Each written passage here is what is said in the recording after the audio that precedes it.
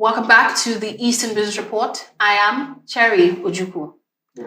Across the Southeast, agriculture remains the primary livelihood for millions, yet our food production systems are facing an unprecedented silent crisis. Unpredictable rainfall patterns, prolonged dry spells, rising temperatures, and severe soil degradation are quietly eroding crop yields and driving food inflation to historic highs. The conventional farming methods of the past are no longer sufficient to sustain tomorrow's population. To safeguard our food security and protect the economic livelihoods of our rural communities, we must transform from traditional practices to climate-smart agriculture. This framework isn't just about environmental sustainability. It is an economic imperative that uses data, soil science, and adaptive technology to increase crop yields while building climate resilience. Joining me live in the studio to unpack how we can scale this agricultural evolution is a premier authority on soil physics, a former Enugu State Commissioner for Agriculture, and the current Director of Internal Linkages and Collaborations at ESUT, Professor Martin Anikwe. It's a pleasure to have you on the program, sir. Thank you very much. Thank you, sir. So, okay, when we say climate-smart agriculture, it sounds like jargon to the average person. So for the local farmer listening to us in Nsukka, Oji River, Ubani, what does this climate-smart farming, practically mean for their daily field operations? Okay, thank you for this question. This is a basic question. And you know that issues concerning climate-smart agriculture is what is in vogue now. Yeah. People are talking about it because it is impacting every part of agriculture right now. Mm-hmm. And the world, during the last COP30 meeting, also emphasized on this. Climate-smart agriculture is really an approach that transforms agri-food systems, transformation of agri-food systems, going green. That's what is going green, everybody knows that. And then practicing climate resilient, having climate resilient practices. So to break that down, why is it matter? Why does it matter? You've said that. There are rising temperatures, so yields are failing. Yeah. There is critical rainfall patterns that are destroying what we know as the patterns of crop production in Nigeria, in several countries, in everywhere. And then there is extreme weather conditions. Yeah. Those extreme weather conditions affect people globally, and locally it's very, very important. For example, you find out that there's flooding. A lot of flooding in Benue State, a lot of flooding in the low-lying areas of Nigeria, even in Enugu State here. So, and when some of this kind of flooding happens, it brings so much consequences. So as we go down, we break it down and talk about it. Okay, I've talked about the sea level rise, and all those things are things that are affecting, the global agriculture right now. So it's important. Yeah, and I know that you're an expert in soil physics Yes. and agronomy. So how severely are changing weather patterns, shifting rainfall cycles, and rising soil temperatures currently impacting the yields of regional staples like cassava, maize, yam in Enugu State? Yes. Okay. It's very simple. When there are rising temperatures, for example, specific crops, they have their own temperature range for them to do well. So when climate change affects the temperature rises, which means that the temperature is not above the threshold limits that those crops can take. What it will lead is to direct yield reductions. So it's very clear. Yield reductions because the crops are not they're not adapted to that kind of high temperature. So what happens is that it will reduce their performance. Like you've talked about cassava. Yeah. There's something like cassava. It's the roots that's the most important out in here, and it's one of the most important crops in our place here. Yeah, so what happens is that immediately the temperatures are high, they are not able to adapt to the situation. Tuber bulking reduces. And if tuber bulking reduces, it reduces the yield. So those are part of why it's important that we regulate some of these things. Okay, then traditional bush burning and intensive manual tillage are deeply embedded in our local farming culture. No. Yes. From a soil health perspective, now, why are these conventional practices actively destroying our land's natural resilience to climate shocks? Okay, simple. When you do traditional burning, the way we practice it, biodiversity, you kill a lot of, the burning kills a lot of microbes that are inside the soil, that are part of the soil, building processes. Microbes that are very important to nodulation, because if it's for nitrogen fixing crops, and then it is the azotobacters, the nitrogen, the microorganisms in the soil are destroyed, because as you burn the soil, you are burning the organic matter that they use to regenerate themselves, and then they are killed, and then the soil is no more a living soil. So it becomes a problem. It's a serious problem. So we need to change our own agricultural practices. Okay, so now smart agriculture, yes. Climate smart agriculture relies heavily on real-time data. Yes. Now, such as weather forecasting, yes. Soil moisture tracking. So how can we deploy these digital tools to rural smallholders who may lack smartphone access or digital literacy? Okay, let me say this. This is something that is new, and we are also trying to improve the situation. Yes. Very soon, by September, our university, Enugu State University of Science and Technology, we're going to mount a program, which we are working with, world bodies. We call it climate smart agricultural production. So it's going to be a master's program to train people on all these technologies that we can use, to combat, the adverse effects of this climate change. So in terms of monitoring, there are tools. There are tools that are used in monitoring this. We have sensors. We are now introducing sensors. You can see that there are greenhouses. People are going back to greenhouse cropping. So those greenhouses are going to be equipped with sensors that are supposed to monitor these things.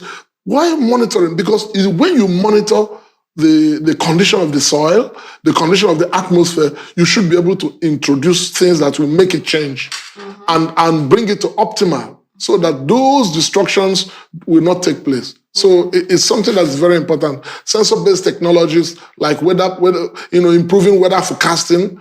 When you forecast weather, you're able to know when to plant, when not to plant, when to harvest, when not to harvest, those kind of things. Okay, so as you're still the director of Linkages at ESUT, so you bridge global research with local applications. Exactly. So what climate smart technologies, like you mentioned now, or drought-resistant seed varieties are currently being developed in our universities, ESUT for instance? And how do we get them out of labs and into the hands of local farmers? Okay, thank you for that question. What we are doing is that we have experiments on ground at ESUT and other universities like University of Nigeria and so many places.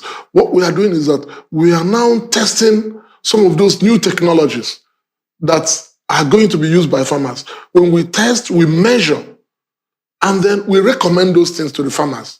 So we call farmers conferences. We work with the Ministry of Agriculture and agro-industrialization in Enugu State and in some other place. So when we do that, what we do is that the research findings from these institutions are transferred to the farmers. So we can have farmers field day. Last year, Enugu State Minister of Agriculture had a farmers field day where I was there. Some other scientists were there in order to, talk about this, tell the ordinary farmers who are in the field, some kind of an enlightenment campaign to tell them about some of these things that are happening and what we can do in order to combat them. It's not rocket science. It's something that you do a technology. Like, for example, we want to reduce the application of fertilizers, inorganic chemical fertilizers. We stop that. And what do? We encourage farmers, to use manure, to use biochar, all those kind of new technologies, how to prepare the new technologies, how to apply them in the farm. If it is some other yield promoting bacteria which are developed in Nigeria. There are some that are developed by IITA in Ibadan. So what we do is to transform, look at those technologies, practice it ourselves, and then transfer it to the farmers. So it's what we are doing. It's part of our mandate. And then the Ministry of Agriculture and the university, they are coming together in order to make this work. That's very it's a very serious thing. Yeah. So during your time as Commissioner of Agriculture, you look closely at structural state policies. Yes. How can subnational governments integrate, climate resilience directly into state agricultural budgets rather than treating climate change as just an environmental afterthought? If you look at the current structure of the Ministry of Agriculture and agro-industrialization, you see that it has been changed from Ministry of Agriculture and Resources to agro-industrialization. So that's a typical way of changing things, because what the current government is doing is that it is promoting agro-industrialization. You want large-scale farms to emerge, and these large-scale farms, they are businesses. So when those businesses emerge, it is easy for them to integrate some of these technologies into their practices. So that's one of it. And then the extension arm of the Ministry of Agriculture, Enugu, for example, they have programs. They have programs, extension programs, that they move down to the local governments, and from there, it goes to the local farmers. So it's an integrated approach, and that's what is happening now. And I believe that if we continue to develop this kind of programs like that, it's going to work. And then food production will be increased while we are watching, because if we don't follow the trends, yields will be poor. But now, we're getting it right, I believe. So one of the pillars of climate smart agriculture is conservation tillage. That is disturbing the soil as little as possible.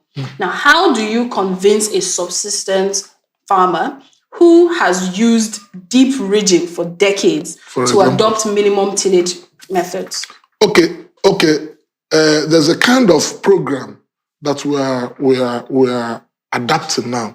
For example, if we are talking about tillage, we are telling farmers, do conservation tillage. Not much of it, because they know that the more you disturb the soil, the more you disturb the structure, the more problems come up. So what we are doing now is that we set up experiments, we validate those experiments, and then we transmit these things to the Ministry of Agriculture, even our own programs. There are some international projects that we are currently embarking on, where we integrate farmers into this. Because if you are able to develop a new system and you are not able to transfer it to the farmers, it doesn't make sense, because there are the people who practice it. So it's a major component of what is happening now. Transferring the technology to farmers. If you develop the technology, part of it is to transfer it to the farmers. So they do farmers field day, for example, and from there, they also do different kinds of programs. There are programs that we brought that when we were talking about this climate smart agriculture, where we had an area local government area, for instance, we call it climate smart rice production. So what we did was that we went to the farmers' field, brought them, did what we call farmer field schools, established our own plots, and allowed them to do their own local practices. And then they will compare which one gives more yield, which one conserves resources more than the other ones. So those are practical ways of doing it. And we're already practicing them. Very well. Yeah, Organic soil management, such as using biofertilizers and mulching, can drastically improve water retention during dry season. So why is there still a massive over-reliance on chemical fertilizers, which often worsens soil acidity in our region long term? Okay, see, we are human beings. People tend to rely so much on traditional practices that they understand. So the mantra of change is always difficult. So, but what we are doing is that gradually, you need to move from known to unknown. So what we are doing now is that we tell the farmers, these things are no more reliable. Then we try to show them why is this thing happening? See what it's doing to your yields, so that you need to change from package A to package B. So, and the best way of doing it is a practical demonstration. For example, I want to use IITA's Nodumax. Meanwhile, Nodumax is a bacteria that is used for nodulation. Will help the plants to, naturally, breed nitrogen in their roots and transfer it to the soil instead of buying artificial fertilizer. Now it is cheaper and it is aggrading. It helps to build up nitrogen in the soil. So part of the way to do it is to buy some of these things. The government can distribute it to the farmers, and then the extension agent of the ministry will do demonstrations on how to use it to them. And when they see, for farmers, seeing is believing. Yeah. When they see that this thing is working, they will adapt it. And that's how adaptation occurs. Okay. So it's, it's a new technology, it's transferable, and it's easy for us to transfer it to the farmer. So all we need to do is that, for example, to mount, campaigns on how to letting the farmer to change from these practices, from the old practices to this, and this is you see, when you apply chemical fertilizers, it's easier for you to see that it's growing quickly. But the destruction that is causing, you're not seeing it. Subsequently, you see what is happening to the soil, and then by that time you start losing yields. You will now start knowing that something is wrong. But when you use this natural practice, they are natural. What they do is that they start building soil health.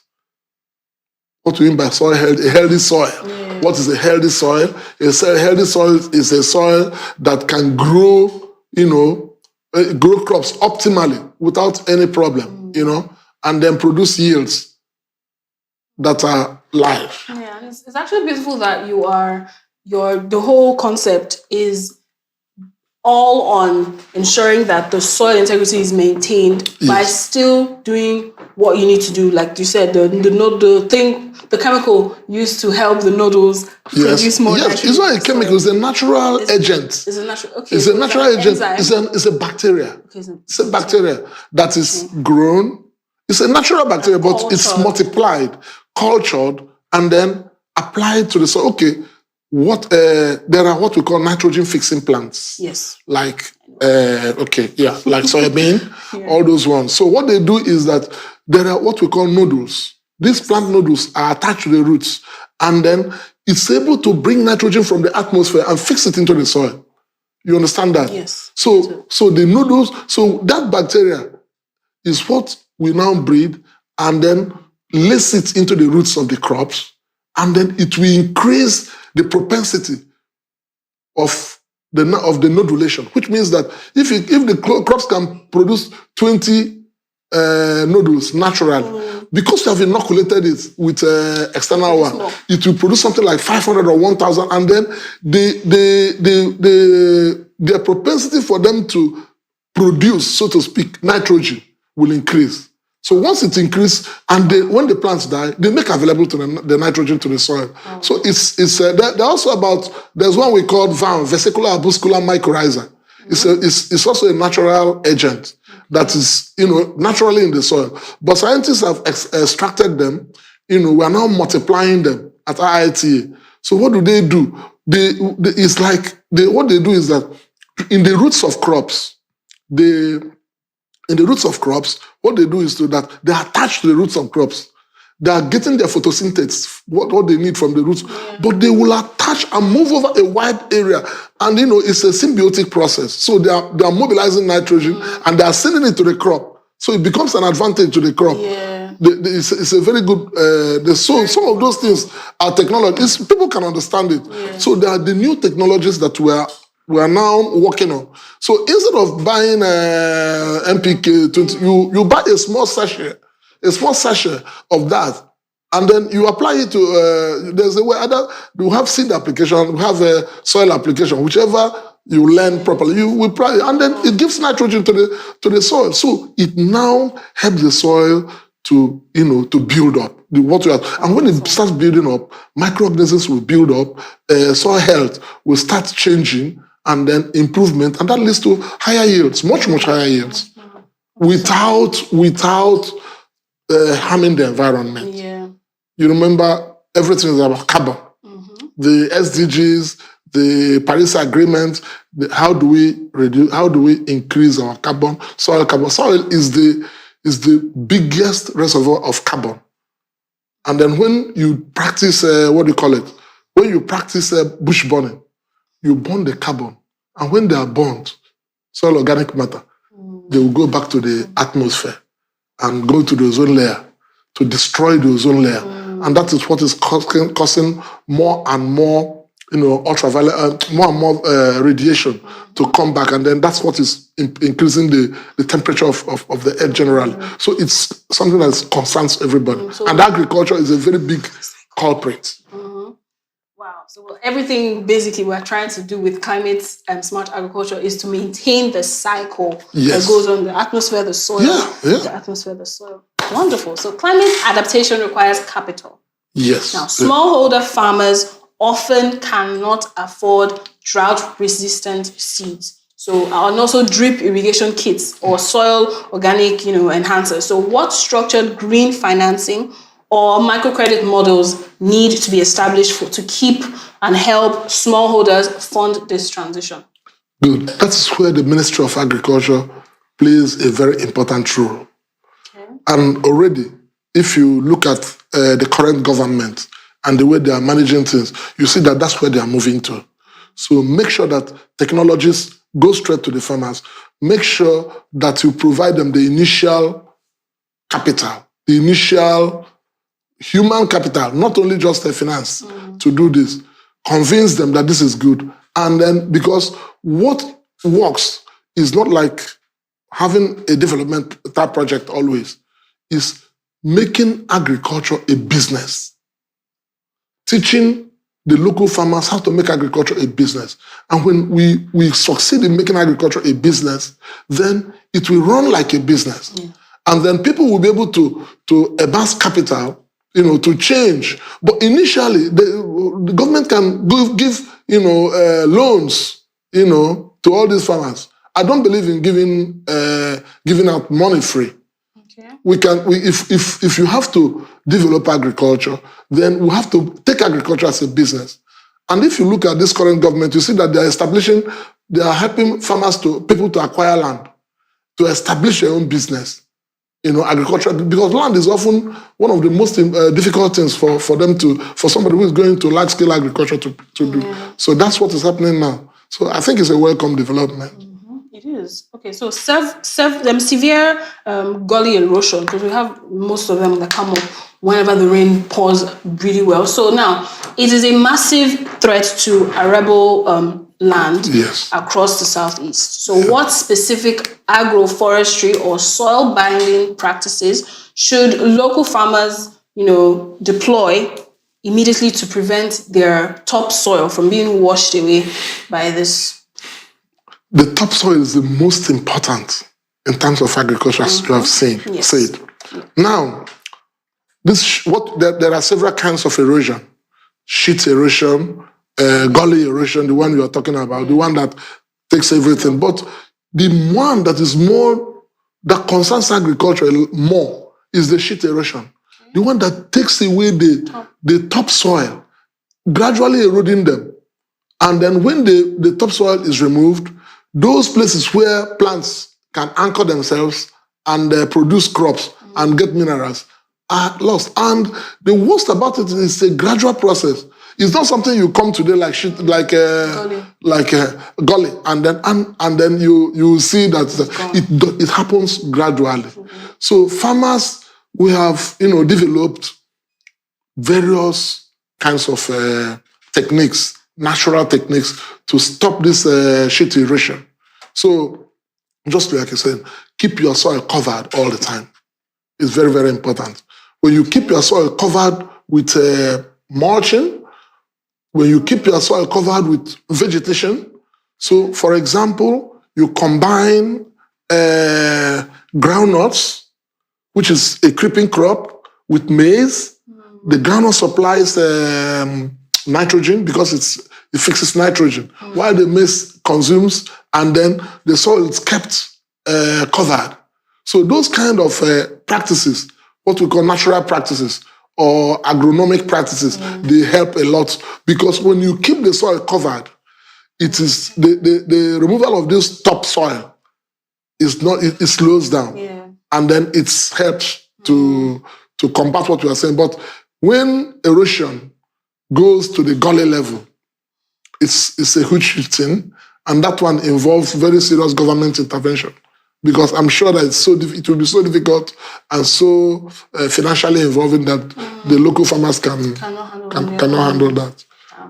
Okay, youth participation in agriculture is a major focus for regional growth. Yes. Now, how can we rebrand smart climate agriculture using drone mapping, maybe precision AG tech, and hydroponics, right? Yes, hydroponics. To attract young entrepreneurs who view traditional farming as a back-bearing labor? Okay, see, the first thing that is happening right now is that people have embraced greenhouse agriculture. Yes. And the youths, the youths are into technology. They don't want to, they don't like the kind of labor-intensive agriculture we're doing. So there's technology. You can use technology in planting. You can use seed planters, tractor seed, even the hand planters that somebody can just drive, and it will easily put seeds where you want it. So technology is the key when you want to attract youths into agriculture, because it is technology that will deconstructs this idea of is labor intensive. Is this, if a young man who the Enugu State has just established a tractor manufacturing company. So if tractors are able to come to the doorsteps of these young people, they're able to lease tractors from those people, they will they can do practice agriculture. So what I mean is that technology is the key, and then we need to bring the technology close to the farmers, close to the youths, explain to them what it means. There's a lot of funds in agriculture.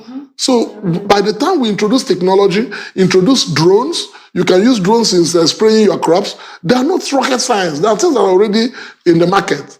So, and then produce agricultural financing for them to maybe borrow and then buy those equipment and then use them in the farm. It will become easy. Let me put this in perspective. If you travel abroad, you will find out that you see a chief executive in the evening. He finishes from his office. Yes. He puts on a pair of jeans and a canvas. He mounts on his tractor and then starts plowing. He doesn't have to go and start digging the soil. He starts plowing. And then there are planters around. After that, he goes back, hitches that one, collects a planter, and then uses it to plant. So you find out that they will be interested in agriculture. So we need to change this idea of revolutionizing agriculture using technology. Will work in our place. Yes. I mean, we will introduce tech to it. Yes, tech. We have to go tech. Thank you so much, sir. Thank you. Very enlightening. As much as I have a bit of knowledge of agriculture, this makes so much sense. So yes. Really appreciate this. Thank you. And that's much that we can take on the Eastern Business Report. The Agribusiness Morning returns on Monday. Many thanks for staying with us. My name is Cherry Ojukwu, and have a wonderful weekend. Bye. Thank you.